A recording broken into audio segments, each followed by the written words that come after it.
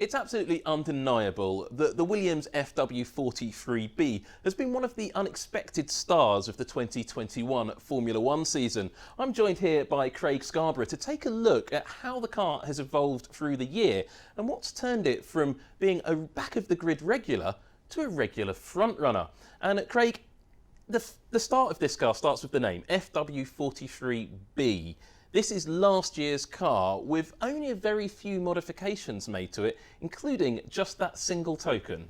Yeah, this car was a bit of a conundrum at the start of the year. Obviously, everyone carries lots over from 2020 into this season, but they had these two development tokens. Now, Williams spent their one token last season and have been very quiet on what they've spent it on. There's a limit to what that could possibly be because all of the things that you can change are limited to either one or two tokens, which means there's only small things it could do.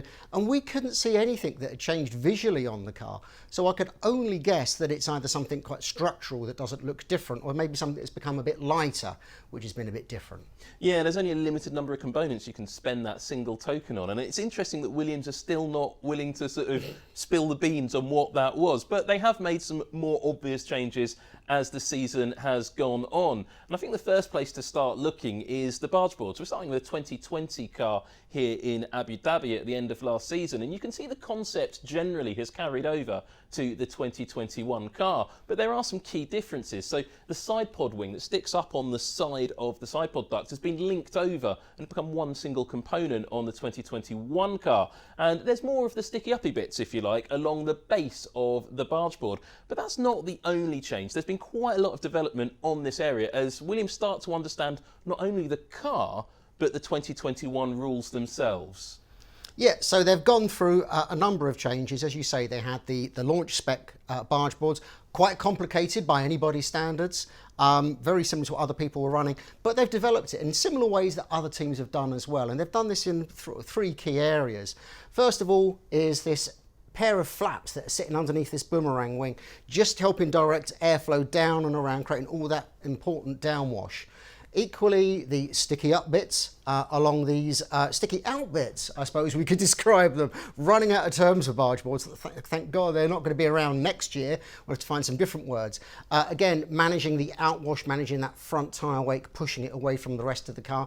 And there are just some veins around the back here. So these are as complicated as anybody else's, and yeah, are clearly doing the job for them. And that's not where the sort of development stopped as well. I mean, there you can see quite here quite clearly on this footage, you can see the banana wings, as you call them, but the array of sticky uppy bits changing as they go through different sessions. So this was on the same Grand Prix. So Russell had one version on, Latifi a different version, as Williams experimented with the aerodynamic performance of their car through the season.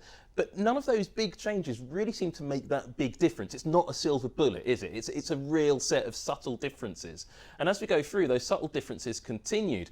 Another part that's carried over from roughly 2020, we see it at quite a few of the races, is this front wing arrangement. Now you can see these two little cutouts on the upper elements. They're very similar to the design Mercedes has used for the last couple of years, but that's a 2020 version of the Williams front wing that they carry to every race as spares. This is the version they've used more commonly with a very different upper element. Now, that's not the only front wing Williams has used, but over the years, we understand, particularly in recent years, Williams has struggled with front wing performance. It just doesn't quite deliver what they expected, but they seem to have, well, they clearly have got around that problem now. And then moving on, taking a look at the front brake ducts, that's just in the wake behind that front wing. Williams has been spending quite a lot of time changing the internal ducting of the front brake duct, but also the overall shape of it. And that's nothing to do with cooling the brakes, is it, Craig? No, it's not. There's various things that are going on here. So the brake ducts, as you say, do cool the brakes, but this isn't really what's going on here. You've got two airflows that are really changing. So you can see the line of the front wing here, and the old brake duct clearly intersected with that. The new version cuts up much tighter above the wing, and this will give you two effects. One, first of all, the wake of the wing will be running up a much cleaner part of the inside of the brake duct, which obviously helps you with your airflow. But also the change in shape of the brake duct, while it doesn't necessarily help with brake cooling, it does help with the bypass airflow that goes through the brakes, through the wheels, and out of the wheel on the other side. And this helps with the outwash, which keeps this tyre wake away from the rest of the bodywork of the car. So it's another one of those key key areas where small changes make fairly fundamental changes to the airflow around the rest of the car. It was quite interesting at the start of the season. A lot of teams were experimenting with a braked up shape that wasn't that different to that. Red Bull had something similar, Ferrari tried something similar, Mercedes have got that very angular sort of L-shaped version. But everybody seems to be sort of coalescing on towards this sort of fairly simple outer shape. Red Bull tried something more complicated, went back to what they had in 2020. And Ferrari, I mean, that's almost a carbon copy of the Ferrari design. Williams haven't copied Ferrari, it's just they've reached the same conclusion as the season has gone on. Another area where a lot of teams have been reaching the same conclusion is the edge of the floor. New regulations for this year meant that the rear edge of the floor had to be a lot simpler, cut out, and a lot of teams started introducing sticky uppy bits in the centre section of the floor. You can see the difference between Imola and Portimao, the Portuguese Grand Prix, here on the side of the Williams. And this is an area of key development on all cars this year. You see the Williams design continued, a high downforce version of the floor in Monaco, and in Austria there was another floor version. You can see the array of sticky uppy bits on the rear of the floor, and very different design they're used in Monaco, and that's all to do with channeling the airflow between the interface of the rear wheel, that rotating tyre, and the edge of the diffuser. It's trying to create essentially a passive blown diffuser. Every team is trying to do this. The rules change to try and stop it, and the teams are trying to recover that. But there's a lot more going on in the floor of the car.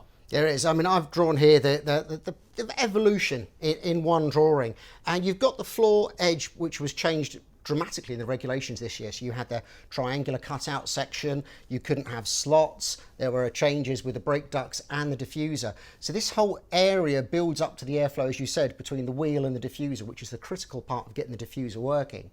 So making changes here this year has been really the most fruitful area of development. It really gives you the performance. So from a very simple straight-edged floor, as you see, they introduced the stepped floor, or the Z floor as people like to call it, sticky up bits, extra bits, and then eventually, as you see here, so that separates the outwash section of the floor to the section that's creating the inwash, which goes, as you say, in between that area to get the diffuser working in nice clean air. And this really has been probably one of the areas where they've got the most performance out of the car. Not necessarily about balance, because I think how they've got the car working with the tyres and with the drivers quite so well is more about race engineering, not necessarily about some of these changes. But this really is the area where the designers have had the biggest impact. Yeah, it's been a big area of development, as I say, up and down the grid. Something we were looking for on the car, we actually ultimately didn't discover. We were a bit wrong when we were looking at something at the rear floor, though, that really jumped out to us early in the season. We were looking down at the rear end of the Williams, and the two of us were just looking at this bit of footage and ignoring the toolbox, just looking at the shape of the rear floor. And then we both noticed almost simultaneously these three little vertical sticky uppy bits on the inner edge of the rear floor. Ferrari have done some similar things in this area, but this was something that was pretty unique to Williams, and we thought, quite a clever design. And Craig, you've been taking a closer look at that as the season's developed. So there's been two versions of these sets of three vanes. Now, even as the car was launched and we saw those initial renders, we saw three horizontal vanes sticking out into that critical area between the tyre and the diffuser, and these would be creating a little bit of downwash, just making sure that the airflow isn't mixing between the two, which is quite clever. And we've seen teams do similar things. As you say, we were looking for something else, then we saw that they changed these to being vertical. Now what this does is basically change the direction of the airflow that comes off them. So now this is creating a little bit of outwash, just shaping the airflow along the diffuser edge out around the back of the tyre.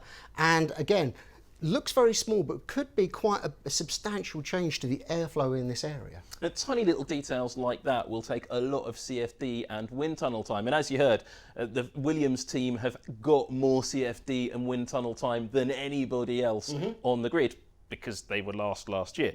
That's the way it works. This year, though, they're not going to be last, so they will lose out on some of that little performance advantage. But that performance advantage also plays out for them in 2022, because they also can use that wind tunnel and CFD advantage on their 2022 car. So this could be a team to watch as the season goes on. Now, I know we haven't quite cracked the single bullet that why has Williams gone better.